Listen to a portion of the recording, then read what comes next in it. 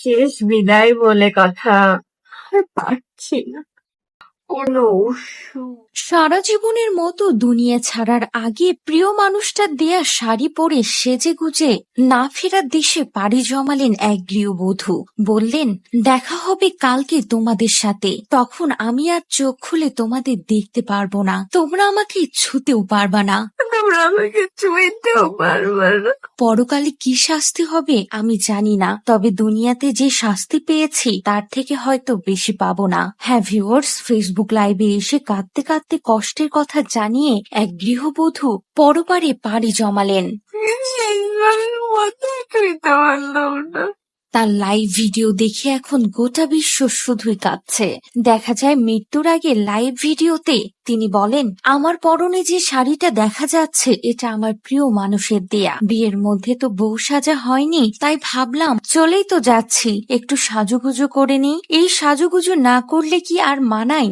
শেষ বিদায় বলে কথা। ওই পাড়ায় তো কোনো সুখ আল্লাহ আমার জন্য লিখে রাখেনি, এবারে যে সুখে শান্তিতে জীবন পার হচ্ছে তাও না। শেষ বিদায়ে তাই একটু সাজুগুজু। তো শেষ বিদায় একটু সাজুগুজু। মঙ্গলবার 18 জুন ভোরে রাজশাহীর চারঘাট উপজেলার হলের মোড় এলাকার একটি ভাড়া বাড়ি থেকে সামাজিক যোগাযোগ মাধ্যম ফেসবুক লাইভে এসে এভাবে নিজের কষ্টের কথা জানিয়ে গলায় ফাঁস দিয়ে আত্মহত্যা করেছেন রহিমা আক্তার রেমি, 24 বছরের এক গৃহবধূ। 23 মিনিটের ভিডিওতে রেমি বলেন, কথা হলো আমার মৃত্যুর জন্য দায়ী কারা। প্রথমে আমার বাবা ও ছোট মাকে বলি, আমার প্রিয় মানুষটাকে জেল আইন আদালতের পেছনে ঘোরাবা না, কারণ আমার মৃত্যুর জন্য দায়ী তুমি বাবা। আর যদি তুমি বিয়ে না করতে, আমার মাকে নিয়ে সংসার করতে, তাহলে আমাকে নিয়ে এসব কথা বলার সাহস পেত না।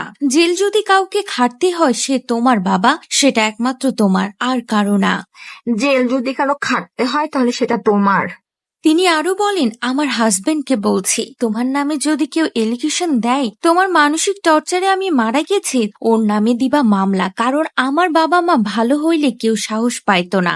12 মিনিটের ভিডিওতে রেমি আরো বলেন, বাবা মা খারাপ হলে কিন্তু সন্তানরা খারাপ হয় না। এসব কথা শুনতে শুনতে বোর হয়ে গেছি, জীবন দিয়ে প্রমাণ করে দিতে চাই। তিনি আরো বলেন, আমার কপালের টিপটা খুব বেমানান লাগে, আজ পাথর হয়ে গেছি। আমার কপালের টিপটা খুব বেমানান লাগে, আজ পাথর হয়ে গেছি।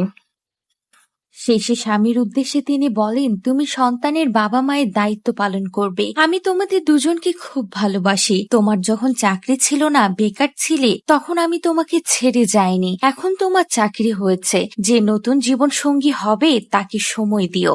এভাবে কাঁদতে কাঁদতে তিনি বলেন, দেখা হবে কালকে, তবে আর চোখ খুলে তোমাদের দেখতে পারবো না, তোমরা আমাকে ছুতেও পারবে না। এভাবেই মৃত্যুর আগে সেজে গুজে কাঁদতে কাঁদতে পরপারে পাড়ি জমালেন সেই গৃহ